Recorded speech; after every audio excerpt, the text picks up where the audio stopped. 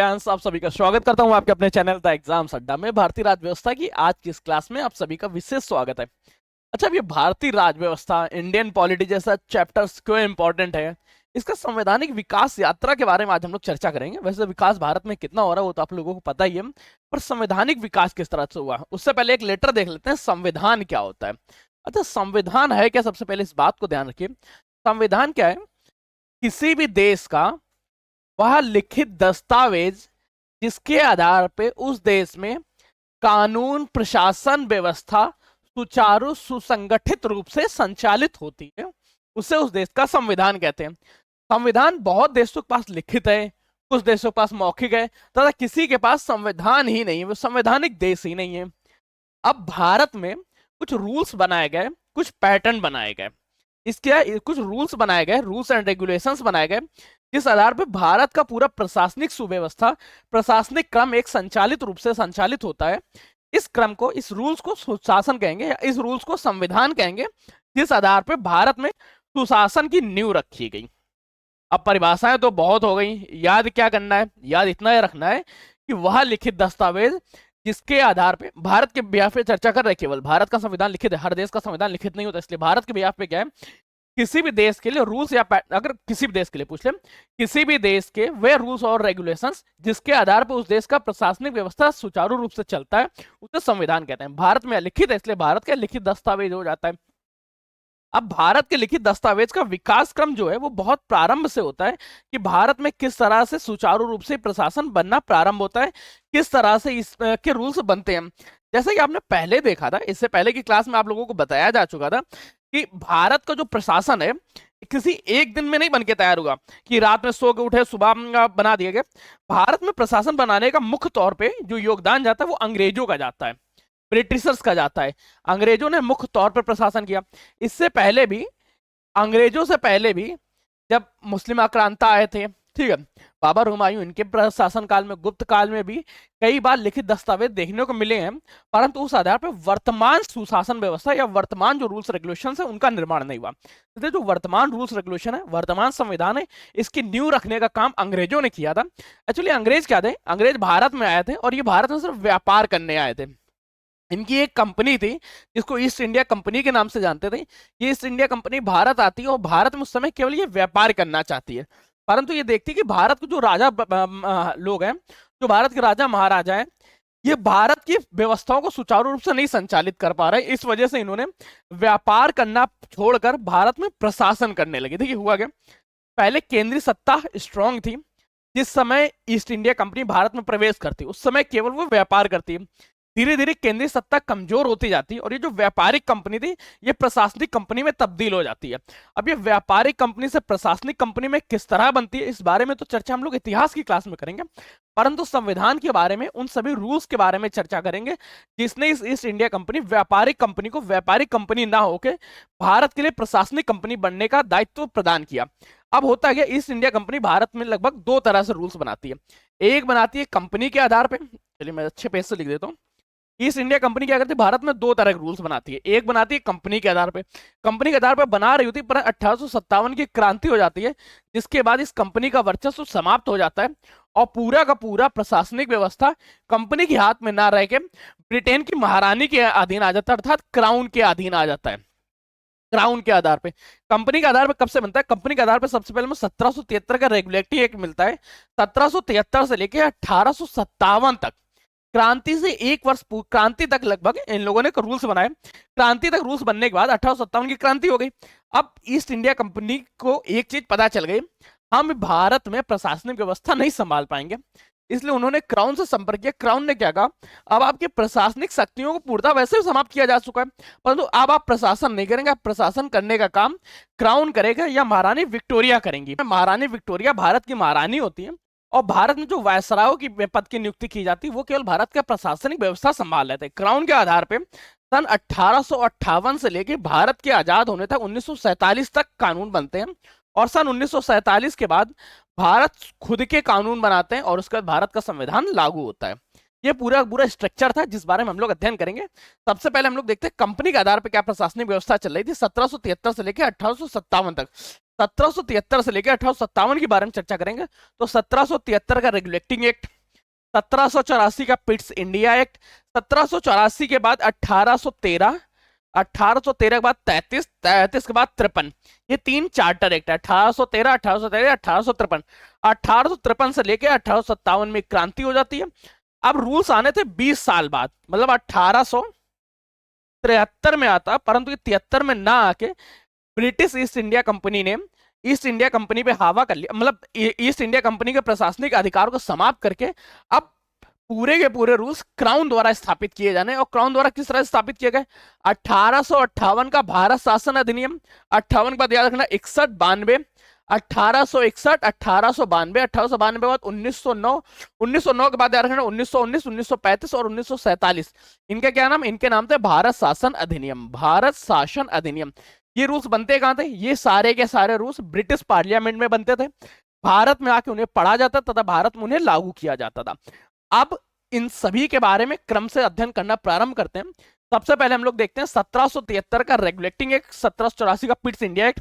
Charter act से कल की क्लास भी करेंगे, कल की क्लास में चार्टर एक्ट का कंप्लीट करेंगे। फिर भारत शासन अधिनियम 1858 से लेकर 1962, 1909 तक कर लेंगे। 1919, 1935, 1947 क्रिप्स मिशन, इन सभी के बारे में बेवेल योजना, ये बाद में चर्चा करेंगे। आप देखते हैं सबसे पहले 1773 का रेगुलेटिंग एक्ट। मैं पूरी तरह बोर्ड पे आ जाता हूं, फिर देखता हूं। देखो अभी तक क्या देखा हम लोगों ने, यहाँ पे हम लोगों ने अध्ययन किया कि भारत का प्रशासनिक व्यवस्था क्या थी। देश की वर्तमान राजनीतिक संरचना के आधार पर कंपनी के आधार पर शासन हुआ 1773 से 1857 तक। क्राउन के आधार पर शासन होता है 1858 से लेकर 1947 तक। इसके बाद कंपनी के आधार पर कैसे शासन चला, क्राउन के आधार पर किस तरह शासन चला। अच्छा, ये पूरी पीडीएफ चाहिए तो आपको एक नंबर है 9889057003, इस नंबर पे आप व्हाट्सअप कर सकते हैं, यहाँ से आपको पीडीएफ प्रोवाइड करा दी जाएगी। अब देखते हैं यहाँ के बारे में कंप्लीट अध्ययन करना। 1773 का रेगुलेटिंग एक्ट। देखो 1773 का रेगुलेटिंग एक्ट वैसे दिखने में तो काफी बड़ा सा दिख रहा होगा, परंतु इसको अगर याद करना है तो आपको सिर्फ 3 की फैक्टर्स याद करना है। 4 हो गए, चलो 4 की फैक्टर्स याद कर लेते हैं। अगर आप पहले देखते हैं 1773 के रेगुलेटिंग एक्ट के बारे में, किस रेगुलेटिंग एक्ट में क्या क्या पॉइंट्स बताए गए। वैसे पॉइंट्स तो बहुत सारे हैं, पर याद करने के लिए हम इसको 4 की फैक्टर्स में डिवाइड करते हैं। सबसे पहले क्या किया गया, ये मुख्य पॉइंट्स किया गया कि कलकत्ता प्रेसिडेंसी के अधीन बंगाल, मद्रास और बॉम्बे प्रेसिडेंसी को कर दिया गया। कलकत्ता प्रेसिडेंसी को यह हक दे दिया गया कि वो मद्रास, बॉम्बे और बंगाल के लिए अपने विधि या कानून बना सके। इसको थोड़ा सा अच्छे से देखते हैं, क्या देखना चाहिए सबसे पहले। देखिए ठीक है, पहले ये रहा कि कलकत्ता प्रेसिडेंसी को ये सुप्रीम अधिकार दे दिया गया कि वो अन्य प्रेसिडेंसियों के लिए अपने कानून बना सके। जब अन्य प्रेसिडेंसी के लिए कानून बना सकेगा तो इसका जो गवर्नर जनरल था, अभी तक क्या थे, गवर्नर जनरल होते थे। कलकत्ता के गवर्नर जनरल अलग होते थे, मद्रास के अलग होते थे, बॉम्बे के अलग होते थे। इस क्रम के लिए क्या किया गया कि बंगाल के गवर्नर जनरल, जिसको अभी तक हम लोग बंगाल का गवर्नर जनरल बोलते थे, उसके पद नाम को परिवर्तित कर दिया गया। अब उसे बंगाल का गवर्नर जनरल ना पुकार के भारत का गवर्नर जनरल कहा जाएगा, भारत का गवर्नर जनरल कहा जाएगा। ये की फैक्टर्स किया गया। अब क्या किया गया, देखो सबसे पहले क्या किया, कलकत्ता प्रेसिडेंसी को हेड में रखा गया और उसके अंतर्गत बाकी अन्य प्रेसिडेंसी को रख दिया गया। अन्य प्रेसिडेंसियों में तथा कलकत्ता प्रेसिडेंसी में क्या अंतर हो, तो इनके हेड्स के नाम बदल दिए गए। कलकत्ता प्रेसिडेंसी का जो हेड था उसे भारत का गवर्नर जनरल कहा जाने लगा तथा अलग अलग गवर्नर जनरल अलग हो गए। अब भारत के गवर्नर जनरल के पास पावर आ गई कि वो अन्य सभी के लिए भी, अपनी सभी ब्रांचेस के लिए कानून बनाने लगे। पहला की फैक्टर्स क्या रहा। अब आपसे यहाँ क्वेश्चन पूछा जाएगा, पहले भारत के गवर्नर जनरल कौन बने थे, सबसे पहले गवर्नर जनरल कौन बने थे, सबसे पहले गवर्नर जनरल कौन बने थे, तो नाम याद रखिएगा, लॉर्ड वारेन हेस्टिंग्स। क्या बने थे, लॉर्ड वारेन हेस्टिंग्स। यहां से एक पॉइंट कंफर्म हुआ, लॉर्ड वारेन हेस्टिंग्स पहले गवर्नर जनरल बन गए। अब गवर्नर जनरल बनने के साथ साथ अधीन कर दिया गया। कंपनी के पास मुख्य तौर पे ये आ रहा था, अभी तक कंपनी तो काफी अच्छा प्रॉफिट कमा रही थी, पर कंपनी का प्रॉफिट लगातार घटता जा रहा था और वहां जो कंपनी के एम्प्लॉय थे उनका व्यापार बढ़ रहा था। क्योंकि होता क्या था, जो कंपनी के सिंगल एम्प्लॉय थे, ये सभी एम्प्लॉय अपना पर्सनल बिजनेस करने लगे थे। तो इसलिए पर्सनल बिजनेस को रोकने के लिए निजी व्यापार को रोक दिया गया कंप्लीटली, कि अब कोई भी व्यक्ति निजी व्यापार नहीं करेगा, निजी व्यापार नहीं करेगा तथा जो भी गिफ्ट वगैरह है वो गिफ्ट वगैरह कोई भी एक्सेप्ट नहीं करेगा। ये 2 पॉइंट्स ध्यान रखिएगा। और 2 पॉइंट्स कौन कौन से ध्यान रखने, सबसे पहले निजी व्यापार को रोक दिया गया। कंपनी के जो अधिकारीगण हैं वो सभी लोग अपना निजी व्यापार नहीं करेंगे, साथ में गिफ्ट वगैरह एक्सेप्ट नहीं करेंगे। इससे क्या होगा, कंपनी के अंदर जो लगातार अनियमितताएं चल रही थी कि कंपनी का प्रॉफिट घटता जा रहा था और लोग खुद अमीर हो रहे थे। लोग क्या करते थे, जो कंपनी के एम्प्लॉय थे, कि लोगों से सामान तो खरीदते थे परंतु कंपनी के अकाउंट में ना खरीद के अपने अकाउंट में खरीदते थे और वे खुद बिजनेस करने लगते थे और कंपनी घाटे में जा रही थी। तो मुख्य पॉइंट्स क्या थे, 3 पॉइंट्स पढ़े। 3 पॉइंट्स क्या पढ़े, सबसे पहले क्या था, कलकत्ता प्रेसिडेंसी को हेड बनाया गया, उसके अधीन अन्य प्रेसिडेंसी को रख दिया गया। सेकंड पॉइंट क्या था, सेकंड पॉइंट ये बनाया कि गवर्नर जनरल का पद बनाया गया। थर्ड क्या, निजी व्यापार को रोक दिया गया। फोर्थ पॉइंट में याद रखना, कलकत्ता प्रेसिडेंसी में एक सुप्रीम कोर्ट की स्थापना की गई और इस सुप्रीम कोर्ट के बारे में 2 पॉइंट ध्यान रखिए। इस सुप्रीम कोर्ट में एक चीफ जज तथा 3 अन्य जज होते थे। क्या, एक चीफ जज व 3 अन्य जज थे। जो चीफ जज थे इनका नाम था sir Elijah Impey. Sir Elijah Impey, तो ये पॉइंट्स कंफर्म हो गए, sir Elijah Impey. 4 points confirm. अगर 4 पॉइंट्स आपको कंफर्म हो गए तो एक बोनस पॉइंट याद रख लो, कंपनी के लोगों को व्यापार में जो वेतन था, अब वह वेतन भारत के संचित निधि से या भारत द्वारा अर्न किए गए पैसे द्वारा देना होगा। 3 पॉइंट्स याद रखो। 3 पॉइंट्स के बाद अब हम लोग बाकी चीजें पढ़ लेते हैं। एक बार पढ़ते हैं क्या है। सबसे पहले क्या किया गया, पहला पॉइंट था कंपनी को नियमित करने वाला पहला प्रयास था केंद्रीय प्रशासन को नींव रखने के लिए। क्यों, केंद्रीय प्रशासन न्यू रखने का मतलब क्या हुआ, एक हेड बनाया गया, उसके अंतर्गत ब्रांचेस बनाए गए और सभी ब्रांचेस के रूल्स बनाने या विधि बनाने का अधिकार किसको, हेड के पास रख दिया। तो ये केंद्रीकृत व्यवस्था दिखाई जाने लगी। अब केंद्रीकृत व्यवस्था में क्या रहा, बंगाल के गवर्नर जनरल को भारत का गवर्नर जनरल बनाया गया। पहले गवर्नर जनरल कौन बने, Lord Warren Hastings. Governor general की सहायता के लिए 4 सदस्यों की एक कार्यकारी परिषद बनाई गई। गवर्नर जनरल के अधीनस्थ अन्य प्रेसिडेंसी कर दिया गया। कलकत्ता में कलकत्ता प्रेसिडेंसी में सुप्रीम कोर्ट की स्थापना की गई। इस सुप्रीम कोर्ट में एक मुख्य न्यायाधीश तथा 3 अन्य न्यायाधीश थे। 3 अन्य न्यायाधीश के नाम क्या था, सर एलिजा एम्पे मुख्य।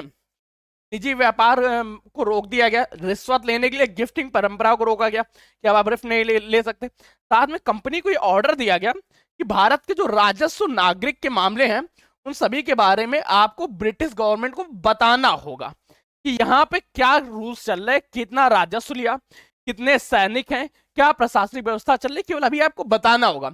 अभी इस तक ईस्ट इंडिया कंपनी प्रारंभ तौर से केवल व्यापार कर रही थी, अब उसको रिपोर्टिंग थोड़ी सी बढ़ा दी गई। फिर चर्चा करते हैं 1784 का पिट्स इंडिया एक्ट, कि पिट्स इंडिया एक्ट में क्या किया गया और क्या क्या मुख्य पॉइंट्स उठाया गया। सबसे पहले क्या था, अगर आपको इस पॉइंट्स को पढ़ने हैं तो आपको 3 मुख्य पॉइंट्स को ध्यान देने होंगे।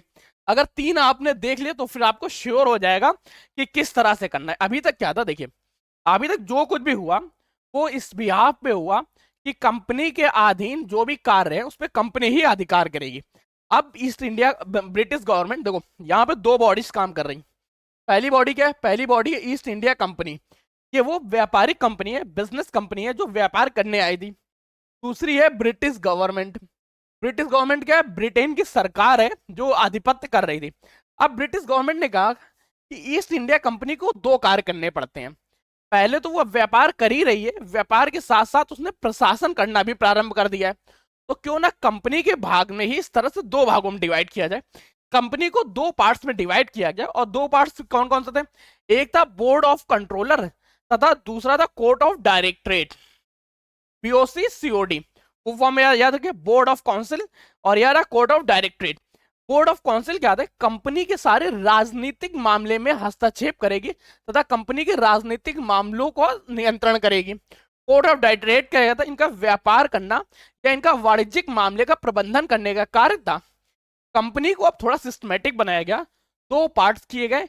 एक कुछ लोगों को रखा गया जिनका केवल कार्य कंपनी के राजनीतिक मामलों में हस्तक्षेप करना तथा कंपनी के राजनीतिक निर्णयों को लेना। दूसरे लोग जो बनाए गए, इनका केवल कार्य कंपनी के बिजनेस को संभालना, कंपनी के व्यापार को संभालना। अब लोगों के उत्तरदायित्व तो बढ़ गया। अब कंपनी में क्या हुआ, कंपनी के अंदर ही द्वैध शासन प्रारंभ हो गया, मतलब कंपनी के अंदर ही 2 लोगों का प्रशासन हो गया। और 2 पॉइंट्स और याद रखिए। सबसे पहले क्या, इस पॉइंट्स में बन के आया था क्या कि भारत में ब्रिटेन इस ईस्ट इंडिया कंपनी की जितने भी क्षेत्र भारत में ये काम करती थी उन सभी को इन्होंने भारतीय ब्रिटिश क्षेत्र कहना प्रारंभ कर दिया। भारतीय क्षेत्र को ब्रिटिश ईस्ट इंडिया कंपनी या ब्रिटेन की संपत्ति के नाम से पुकारने लगे। भारतीयों को इस बारे में अभी पता नहीं है, भारतीयों को सिर्फ इतना पता चला कि कंपनी व्यापार करने आई है। व्यापार करने वाली कंपनी के अधीन जितने भी क्षेत्र थे उनको अब ब्रिटिश संपत्ति के नाम से पुकारा जाने लगा। इस पॉइंट से थर्ड पॉइंट याद रखो, गवर्नर जनरल की परिषद में जो 4 सदस्य थे अब उनकी संख्या 3 कर दी गई, 3 कर दी गई। अभी 4 सदस्यों के साथ लगातार मतभेद क्या होता था, 4 सदस्य में से तो जिस भी बिहाफ पे बात करते थे हमेशा रूल्स उसी की तरह बन जा रहा था। अब क्या गया, इनकी संख्या 3 कर दी गई। 3 जब संख्या हो गई तो क्या, सबसे पहले जो गवर्नर जनरल है, गवर्नर जनरल थे, गवर्नर जनरल के पास पावर आ गई थोड़ी सी, क्योंकि अब इनका जो आधिपत्य, जो लोगों का समूह है, गवर्नर जनरल परिषद है, उसके थोड़े अधिकार कम हो गए। अब गवर्नर जनरल की ज्यादा बात मानी जाने लगी। ठीक, 3 पॉइंट्स कंफर्म हुए। अब तीनों पॉइंट्स को एक बार पढ़ लेते हैं। क्या है, सबसे पहले क्या किया, दोहरे सरकार की व्यवस्था की गई। कंपनी को 2 भागों में बांटा गया, कोड ऑफ काउंसिल तथा code of directorate. Board of council क्या करता है, राजनीतिक मामलों में, व्यापारिक मामले में कोड ऑफ डायरेक्टरेट। पहली बार कंपनी के नियंत्रण के भारतीय राज्य क्षेत्रों को ब्रिटिश संपत्ति के रूप में स्वीकारा जाने लगा। ब्रिटिश गवर्नमेंट भारत में कंपनी के मामले व प्रशासन के सर्वोच्च नियंत्रक बन गई। तो ऐसा शासन की शुरुआत हुई। गवर्नर जनरल की परिषद में की संख्या 3 कर दी गई। ठीक, तो ये आज का सेशन था। कल की क्लास में हम लोग चर्चा करेंगे 1793 का चार्टर एक्ट के बारे में। तीनों चार्टर एक्ट कल की क्लास में कवर करेंगे। अगर आज आपको हमारा सेशन पसंद आया तो लाइक करिएगा, दोस्तों के साथ शेयर करिएगा, चैनल पर नया चैनल को सब्सक्राइब कर लीजिएगा। तब तक के लिए कीप स्टडी, कीप स्माइलिंग, पढ़ते रहिए, मुस्कुराते रहिए। पढ़ाई मुस्कुराहट एक साथ अच्छी लगती है, अकेले में दोनों ही अधूरे हैं। मिलते हैं नेक्स्ट सेशन में नई जानकारियों के साथ। तब तक के लिए धन्यवाद दोस्तों।